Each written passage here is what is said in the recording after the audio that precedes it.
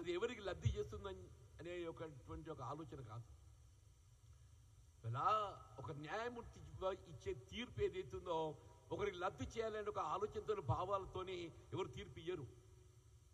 ఏ న్యాయమూర్తి కానీ ఇవ్వబడే తీర్పు అనేది ఏదైతుందో వీళ్ళ రాజ్యాంగ నిబంధనలకు అనుగుణంగా, రాజ్యాంగ మౌలిక విధానాలకు అనుగుణంగా తీర్పు ఇవ్వడం జరుగుతుంది.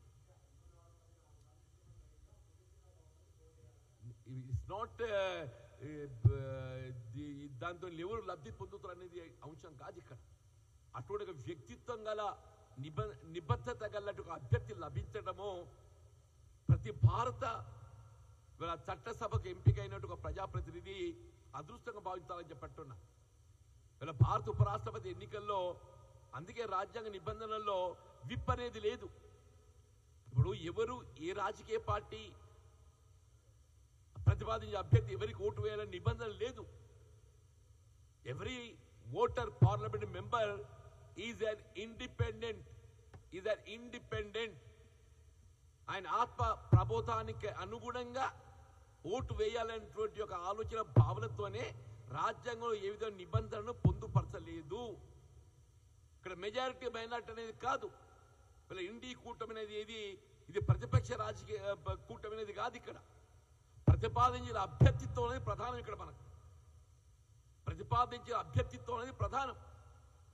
ఇక్కడ ఎన్డీఏ కూటమి ప్రతిపాదించే అభ్యర్థిత్వం అనేది రాజ్యాంగ విలువలకు నిబంధనలకు అద్దం పట్టేటువంటి ఒక అభ్యర్థిత్వం కాబట్టి అటువంటి అభ్యర్థిత్వాన్ని రాజకీయాలకు అతీతంగా అందరూ కూడా మద్దతు తెలపాల్సిన ఒక బాధ్యత వాళ్ళపై ఉంది. అందుకే ఆత్మసాక్షి ఆత్మ ప్రబోధానికి అనుగుణంగా ఓటు వేయాలని చెప్పి విజ్ఞప్తి చేస్తుంది.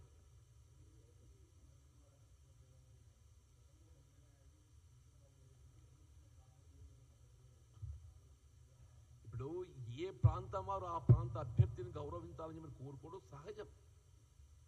కానీ ఈ ఉపరాష్ట్రపతి ఎన్నికల్లో ఒక ప్రాంతానికి పరిమితమైన ఎన్నిక కాదు. ఇది ఏ ప్రాంతం వారు ఆ ప్రాంత అభ్యర్థిత్వాన్ని కోరుకోవటం బలపరచడం అనేది సహజం. ఒకప్పుడు ఏదైతుందో భారత ప్రధాని పివి నరసింహారావు గారు ఏదైతుందో అప్పుడు మరి కర్నూలుకి వెళ్ళి పోటీ చేస్తున్న సందర్భంగా అప్పటి టీడీపీ అధినేత ఎన్టీ రామారావు గారు పోటీ పెట్టలేదు.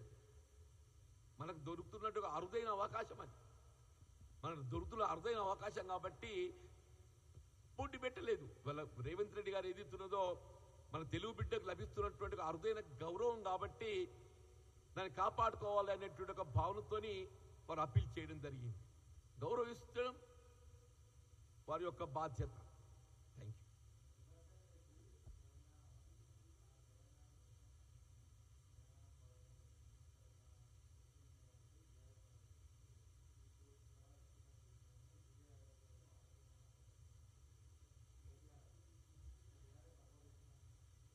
అంటే కేటీఆర్ గారు ఎప్పుడేం మాట్లాడుతారో ఆయనకే తెలియాలి.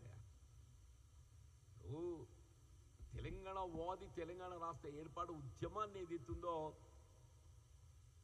ఆయన బహిర్గతంగా మద్దతు తెలపడం జరిగింది.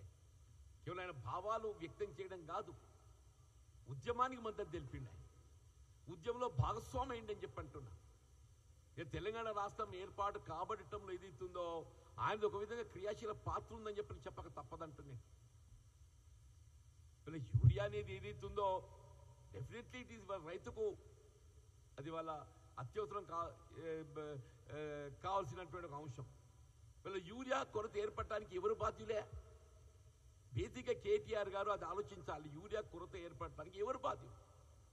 Ramagundam fertiliser corporation of India limited,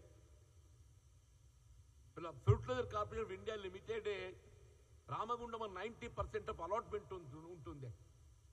దాదాపు 60,000 మెట్రిక్ టన్నుల సరఫరా కేవలం Ramagundam fertiliser corporation of India limited తోని సరఫరా చేయలేక, కల్పించబడలేక అది బ్రేక్ డౌన్ కావడంతో మనకు కొరత ఏర్పడ్డది. నేనంటలేదు, ఇది స్వయంగా కేంద్ర మంత్రి కిషన్ రెడ్డి గారు పేర్కొన్నారు. Ramagundam fertiliser corporation of India limited break down కావడంతో తెలంగాణ రాష్ట్రానికి ఏదైతే సరఫరా కావాల్సినటువంటి ఒక యూరియా ఫర్టిలైజర్ దాదాపు 60,000 మెట్రిక్ టన్నుల కొరత ఏర్పడ్డదని చెప్పాను. ఇవాళ బీజేపీ ఎన్డీఏ కూటమి కిషన్ రెడ్డి గారు పేర్కొన్నారు. మరి ఎవరు బాధ్యుడే? కొరదకి ఎవరు బాధ్యులు ఆలోచించండి దయచేసి. ఒక విధంగా ఇవాళ కేంద్రంలో అధికారంలో ఉన్నట్టుగా భారతీయ జనతా పార్టీ నైతికంగా బాధ్యత వహించాలి. ఎవరి బాధ్యత వారు సక్రమంగా నిర్వర్తించలేక దాన్ని కూడా రాజకీయంగా మలుచుకోవాలని ప్రయత్నం చేయడం దోషకరం అని చెప్పండి.